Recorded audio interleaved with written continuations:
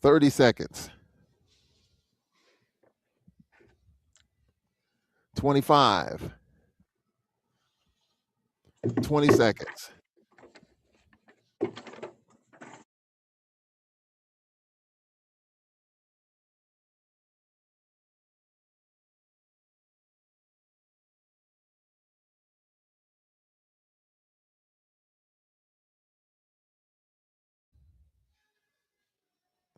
Hello, everyone. Welcome to the Nate Kilbert program here on the Brave Sports Network, 91.7 WPRL and WPRL.org, on Facebook, WPRL, and on YouTube, Brave Sports Network. Glad you can join us. Down the stretch we come. It's interesting in the Southwestern Athletic Conference. This is no surprise. We kind of talked about it all non-conference. Couldn't wait for SWAC to start. Well, it's here, and both men and women's races are coming down to the wire. It's a four-way tie for second on the men's side. The Lady Braves and Alabama A&M on the top half of it.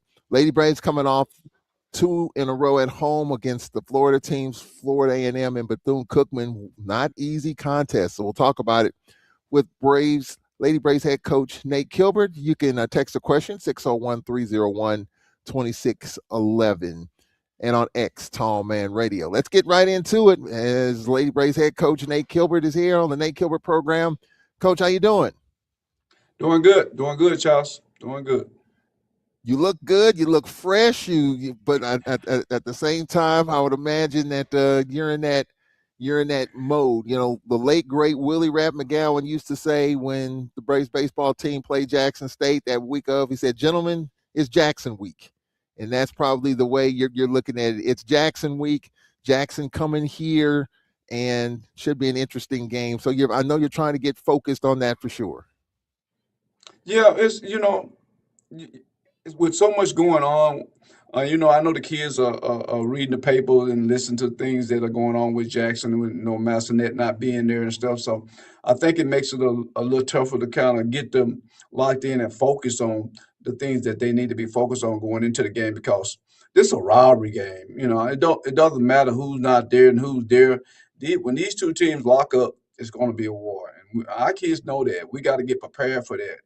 We got to get out and we got to bring that energy. I didn't feel like in the Bethune game we brought that energy in the beginning of the game and got down a little bit, but we came out the dressing room in the second half and brought that energy, and I think that's what it's going to take against Jackson. You got to be prepared and ready to go, and I think the team that plays with the energy level that you need to play with in a game like that, I think that's the team that's going to win. Well, the one thing, Coach, I will say, we'll get into these two games during the week, FAMU and Bethune-Cookman. Maybe it's me, maybe I'm crazy, which I am, but I have noticed that the last couple of games that it has been a little bit of a shaky, slow start. Once we get it going, we get it going. But in the first quarter against FAMU and Bethune, it's been kind of a tussle there. I know you're looking for fast starts, you always want it, but the last couple of games, against UAPB, we led by 19. But the last couple of home games, it has been a shaky start. Is that a concern? Well, I don't know. I don't know what I say is a concern because I look back at the film on those games and we didn't score a lot in the beginning, but we got good looks, and I thought our kids were aggressive with those good looks. We just didn't make them, so the execution was there. We just didn't finish the plays like we should have. We want to get to where we are finishing those plays definitely. But when you get off the slow starts like that, I don't think it brings up, it don't jump out at you as bad when you see you are executing. If you wasn't executing and you was getting out to those slow starts, it would be a little different. But surely we like to get out to better starts. We don't want to get down like we did in those two games and then have to battle our way back because that's tough. You have to use a lot of energy battling your way back. But our kids, they're kind of built for that, and they were able to come back in both those games and play extremely well in the third quarter. And I mean, I think we outscored Bethune was 17-0. We got one on a 17-0 run against them. So we've been finding ways to offset our slow starts in certain quarters, but we would like to be consistent at what we're doing in each quarter. We like to be solid with our starts and our finishes. There's a saying out there for Ford vehicles, built Ford tough. the Lady Braves are built Braves tough because despite all of that, they've been able to play their way through it. And when they've been good, they've been really good. And speaking of good, talked with assistant coach Elvis Robinson, and I think you even referenced it as we get into the highlights here. Florida A&M Bethune-Cookman, Florida A&M, tough, probably one of the tougher matchups if you just look at some of the mid-tier teams. FAMU, I tell you what, Coach Bridget Gordon, that ball club is tough and just kind of interesting how you mix and match. So let's get into the highlights of that game, Coach. 62-50, and we trailed 18-14 at the end of the first quarter, and we led 29-26 as we get into the highlights early on. And you talked about those slow starts, and then just talk a little bit about that game and that matchup. Well, one thing about FAMU, they have actually four kids that can really go get buckets for them. Matter of fact, the little point guard didn't play for them. And I think that hurt them in that game. But they got three kids. They're a center. They're two wing players who can really go get some basket for them. Anytime you got three kids on your team that know how to score, it's always going to be difficult for you. You're going to have some problems defensively against them. Now you got more than one or two people to worry about. And I forgot about the little point guard, the little backup point guard that played. She's coming around. But I know they would like to have their starting point back so they could have played both of those kids together. And I tell you this, I wouldn't want to be going to Florida right now. I just say it like that because they're going to be hard to beat. They got a good ball club. Both of those teams playing well. But Fam has size along with scoring ability. That's what makes them tough. And the good thing about us though, we match up pretty good with them, with Cheatham and Kiki. We can match up with their two top scores, and I think that's what really helps us. So yeah, so when you look at the lineup of Robinson, Ellington, Shania McCarthy, I mean, she had 9 points in the game, but she was a volume scorer. But coach, they found ways to get buckets, and they played with a lot of toughness. Started fast once we got them, but then they came right back. At halftime it was 29-26. So we outscored them 15-8 in that second quarter. Where did the momentum turn in that second quarter? Well, I think it turned because we kind of we made some rotations, and I thought our kids that came off the bench didn't allow us to go backwards. We went forward when they came in the game, and I think Christy got it going inside. We started getting the ball inside to her. She started scoring the ball for us. Maya started getting some open looks. We started offensive rebounding the ball a little bit better. Cheatham started getting some putbacks. We started running. We started getting up the floor, getting easy basket. I thought that was a different in the game. We picked up the tempo a little bit, and we started to be able to get some easy basket. Everything wasn't just jump shot for us. We started to get a lot of layups, and I think that's what's the difference. Yeah, we slowly pulled away. We were up 47-40 going into the fourth quarter. You look at Krishani Walker, coach. I mean, her game is really the second half of the season is really, really nice. How complimentary can she be? And what do other teams have to focus on when she is doing what she has been doing in double figures, 8, 10 points? What is it that changes with other teams when she is added to the mix in her productivity? Well, she actually give us that inside outside game that we've been missing. She's the one person that we can throw it down off in there to her, and if they don't double team her, she's gonna get us a basket or get to the line. And we haven't had that in the past. Even when we had Destiny Brown, we didn't really have that. We didn't have someone we could really throw it in there to. And she demands a double team when she really got it going. You're gonna have to double her and make her kick it back out. But she's just a sophomore. Early part of the year she wasn't playing as well as she's playing now. But that's normally what happens with sophomores. They get better as time go along. And now she's really a junior now in her sophomore year because she done played enough games now. And I just think she's just going to continue to get better and better, and we're going to get better and better because she's getting better and better. When she can score for us down off in there, and one thing about Walker can face the bucket. She can play with her back to the bucket, and she's real good at both. And I think that's what make her a tough matchup for a lot of teams in our conference. And to me, the conference is all about matchups. Who matches up with who well. That's why the tournament is going to be so interesting because some teams just don't match up with other teams well. And we are a hard matchup across the board for most teams because we can play small, we can play big, and Walker makes us a tough matchup for a lot of people. That's just another dynamic for the Lady Braves to add to the arsenal. It was a 3-point game, coach, 47-44 with 7:18 left. FAMU kept coming and then cheat them with the bucket in the paint. We went up by 6, and then you talked about Krishani Walker. Her layup put the Lady Braves up 52-44, and then eventually up by 10 and then 12, and then we started to pull away. So that fourth quarter, coach, Cheatham, Krishani Walker stepping up, and then of course Kiera Henderson. You and I have been talking about this all year. How when Kiki is Kiki, she opens up so many other options. You've got players, coach, when they're on, you have to change a lot of things. When Maya Claytor's hitting threes, you got to change things up. When Krishani Walker, as you mentioned, when she gets her post game going, that opens things up.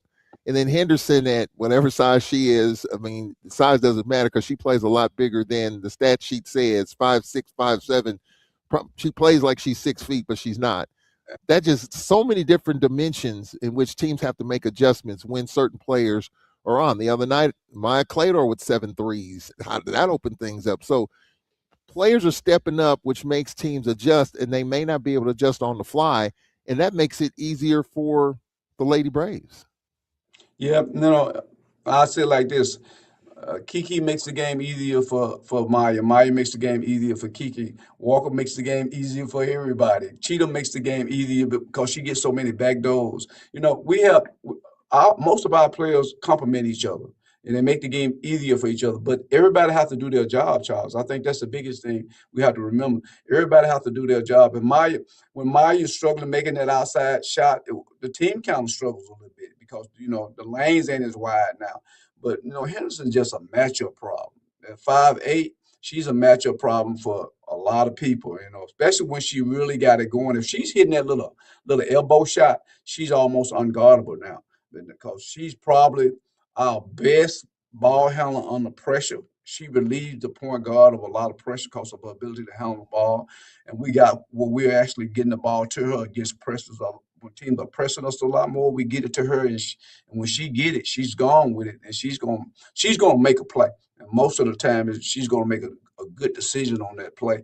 And she's just making us go right now. We have a lot of people that I think really playing well for us, and because I really think that Hurt Floyd, when she came into the game against Bethune, she gave us that energy that we was missing. So a lot of kids are really stepping up for us and making plays for us. But Henderson, she's bigger than 5'8". She's about 6'2" on the floor. She only 5'8" in stature, but she's about 6'2" on the floor. Lady Braves with a big 12-point victory, and 10 different players scored against FAMU, coach. So if you get 2 or 3 players with 13, 14, with the other 7 giving you some contributions, that's a lot of scoring. Well, that's a lot of scoring, but Charles, that's what really makes up a good team. You need that. You need everybody. If you can get everybody getting around 7, 8 points a game, and which we do. We get a lot of people with 5 and 6. You get enough of that. That's hard to defend. It's hard to scout too. You have to all these different scores they got. Who you look for? Who you want to keep the ball away from? When we're scouting, we try to find out, okay, who they top scorer, who they look to get the ball to. You can't do that with us because we kind of share the ball. We move the ball around a lot, you know. And when we're doing it and everybody's making their shots and taking their time and finishing their layups and we're shooting free throws well, we're real tough. We're tough to beat. And that's what we've been doing lately. We've been sharing the ball. We've been sharing the defensive load. We've been taking the charges. And we've been winning the 50-50 balls. And I think when we're doing that, we're a real good basketball team. Well, the Lady Braves get the win 62-50. Now it's on to Bethune-Cookman, coach, a 5-point victory in Daytona, 56-51. That was a slog there. And this was kind of the same thing, 66-57. You look at Bethune-Cookman, coach, Madison Holden with Diamante Dorsey, Kaylin Peters, Tyler Butler, and Sinai Tyler. I tell you what, Madison Holden, 5 rebounds, 17 points, led them. And you always you haven't used the phrase lately, but you do use the phrase the straw that stirs the drink. And for them, it is Madison Holden. And we had a hard time holding her. But just talk about that matchup and the fact that Bethune and you've said how it's tough to run stuff offensively against them because they give you so many different looks on each possession. Yeah, and then like you said, I think Madison is the key to them really playing. The reason why they're really playing good basketball right now is because she's really stepped her game up, and she's really the coach on the floor right now. She's really getting them in their position, and she's organizing them, and you can see that they're a good basketball team. But Josh, I've been telling you that all year about them. When we went up there and played them, how good they were. They just wasn't making some of the shots that they are making now. And Dorsey's starting to get her game together, and their bigs always been mobile and moving real good. But Madison has really settled them down and got them to do some of the things that coach has really been trying to get them to do all year long. And now they're starting to make shots. Oh man, they're gonna be scary going down the stretch. Like I said, I'm glad we out of Florida. We don't have to go back up there no time soon because they are a dangerous team right now. Well, you see Krishani Walker and Coach Maya Claytor just, I thought some of the 50-50 balls, just like the one Claytor hit and then we see her hit another. Some of the 50-50 balls, we don't talk about this enough. Some of the loose balls on the floor, you got to get your share of those. And there's some games in which you lose close, you win close, you get your share in the win, you don't get your share and convert in the losses. I thought in that Bethune game, there were probably 5 or 6 50-50 balls we got that gave us extra possessions that we converted on. In a game like that, as close as it was, 9-point victory, even though we had the 17-0 run in the third quarter, I thought we got our hands on some of those 50-50s. Well, I think it's the difference between winning and losing because when we use the word 50-50, but there really ain't nothing but hustle plays, right? It's the team that's making the hustle plays. And if you're not getting the 50-50 balls, that means you're being out hustled. And so when teams are being out hustled, that means, you're not trying to win. I mean, if you're not hustling, why are you out there on the floor? So I just think the team that win the 50-50 balls are gonna win most of those games, because it's all about effort, and you can't coach effort. So I just feel like anytime you win the majority of the 50-50 balls, you're winning the effort game. And when you can win the effort game, you almost got a chance to win every game. Well, it was 33-26, Bethune-Cookman at halftime. What concerns you through the first 20 minutes, or were you concerned? Well, I felt like that we was playing hard. We just wasn't making some of the shots that we know we was capable of making. I thought we was executing pretty good, but I thought Bethune just really outplayed us that first half. I mean, I thought they made the big shots, they made the tough shots, they did everything that they needed to do to have the lead. But I really feel good about where we were. I could see us coming. You know what I mean? And I just feel like they wasn't going to be able to withstand what we had playing in the second half. We continued to play the way we was playing. At the end of that quarter, that second quarter, I feel like we was going to be able to take the lead back because I just felt like we was going to start making some of those shots we was missing. Then the third quarter happened, Coach. 17-0 to start the third quarter.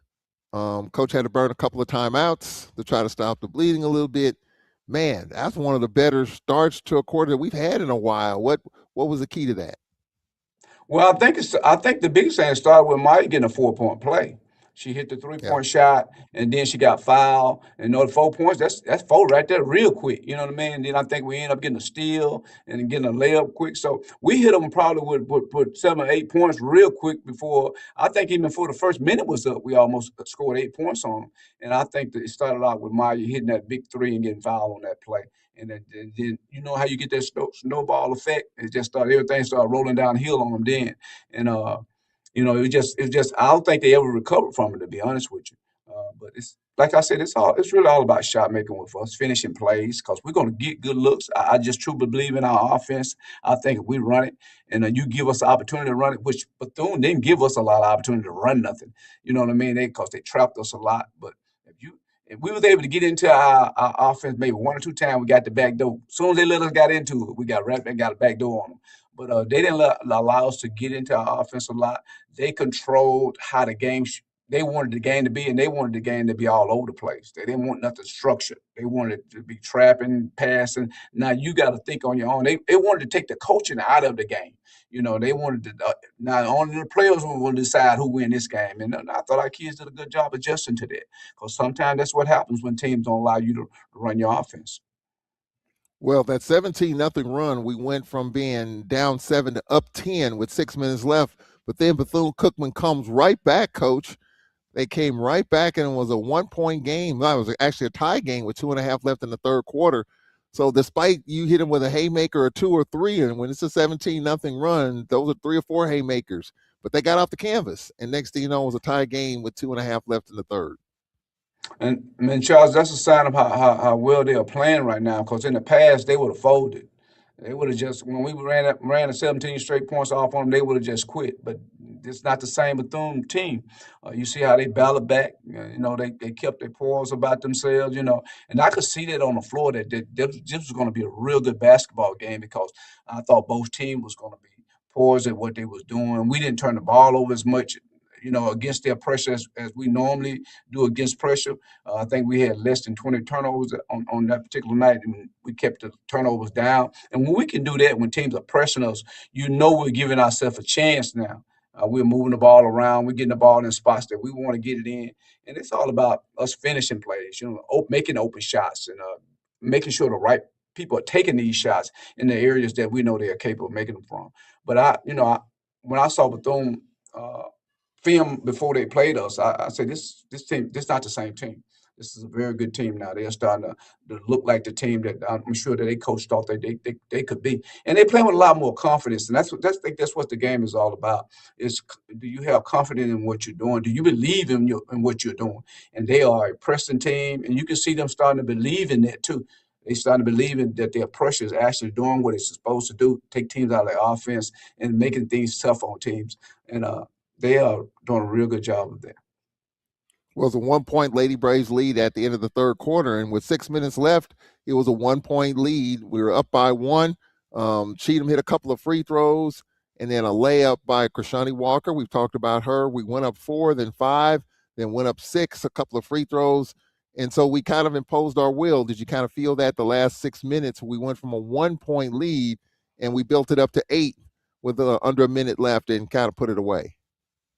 Yeah, I kind of feel like even though the game was close, I still kind of feel like we was in control of the game because we was making all the right decisions. We weren't necessarily making the shots, but we was making the right decision. I just feel like at some point those shots was going to start falling, and we was pretty solid defensively. Even though they was scoring against us, I thought we was right there.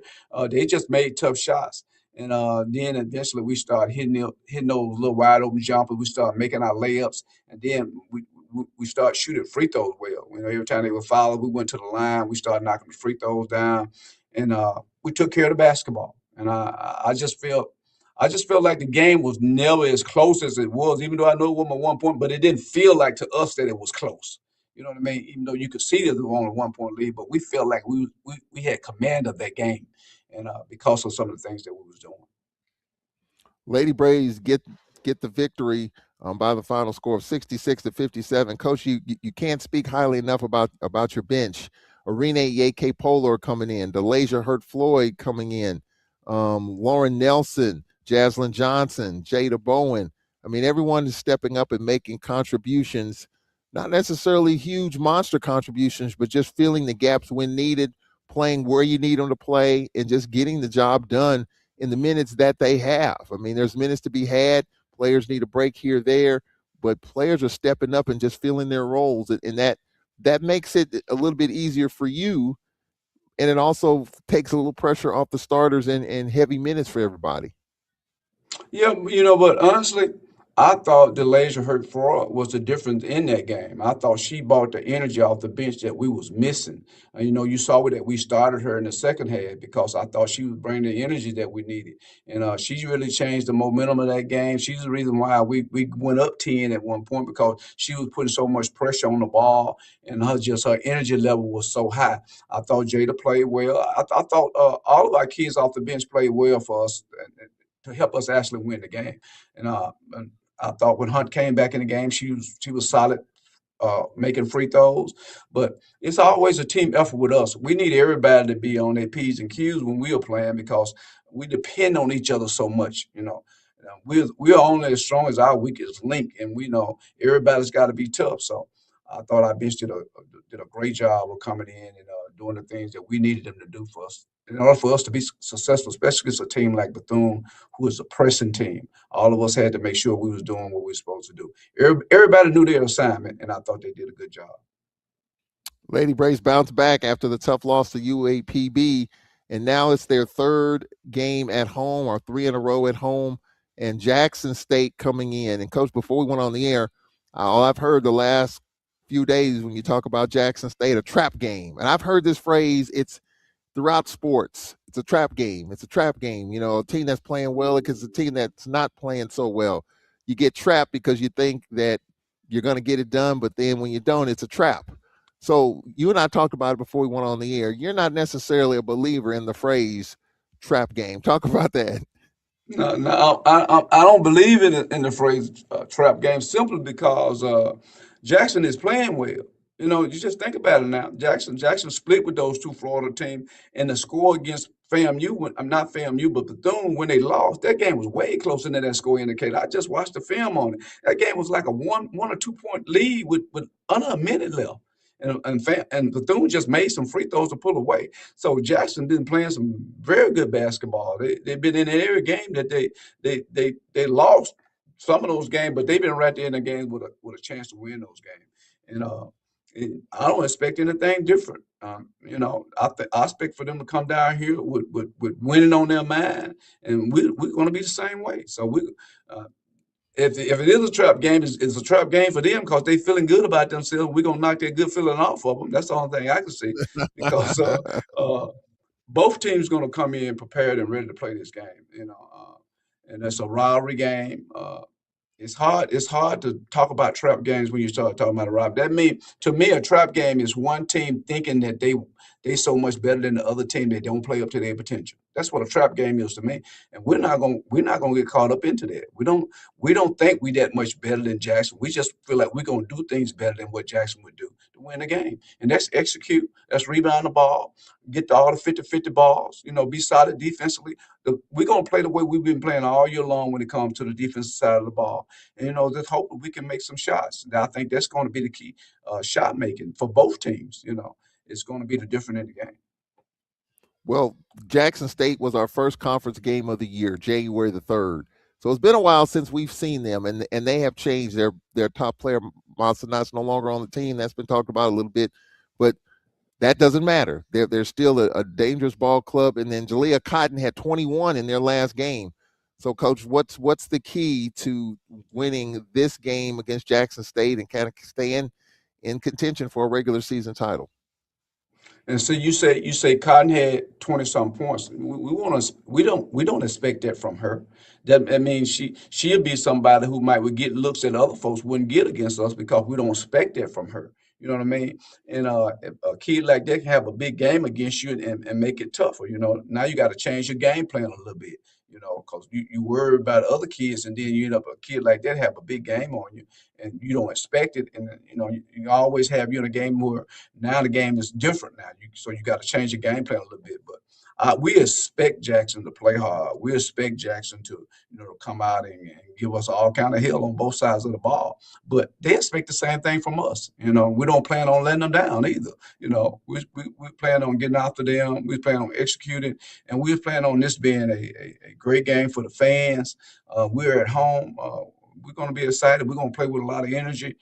We're just going to get at it, and hopefully we'll come out on top. Jackson State is 6-7 in the standings, and the Lady Braves 11-2. Alabama A&M 12-1. Coach, do your players do some scoreboard watching? Do they keep up with what A&M is doing? Are they focused more so on what the Lady Braves are doing?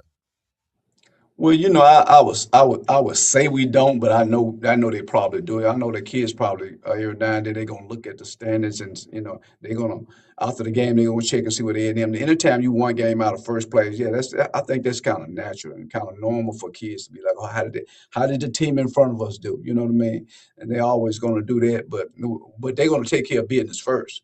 and then you worry about that. Because our biggest concern is what we're doing. We're trying to maintain our spot. Not drop any more lower than what we are. And I think if we can do that, we just maintain and stay where we are. I think things will fall in our hand because we earned it. We did what we were supposed to do. You know, I don't think we're worried about what A&M is doing. Whatever they do, they do it. But sure, our kids are watching. They're peeping at them. Yeah, no doubt about that. I think that's just natural. Lady Braves head coach Nate Kilbert joining us on the Nate Kilbert program. Coach, we appreciate it, man, and let's go get him. We'll talk to you on Saturday. All right, Charles. That's Lady Braves head coach Nate Kilbert joining us here on the Nate Kilbert program. Again, the Lady Braves a game behind Alabama A&M, but Jackson State in a sixth-place tie with UAPB and Florida A&M. So we'll follow all the games around the conference. We're going to take a timeout here. Pinch hitting for Jake Morton, assistant coach Daryl Prue will join us. We'll talk about the big games. Great win over Bethune, but then FAMU happened. We'll talk all about that. Look ahead to Jackson State. We'll take a break here on the Braves Sports Network.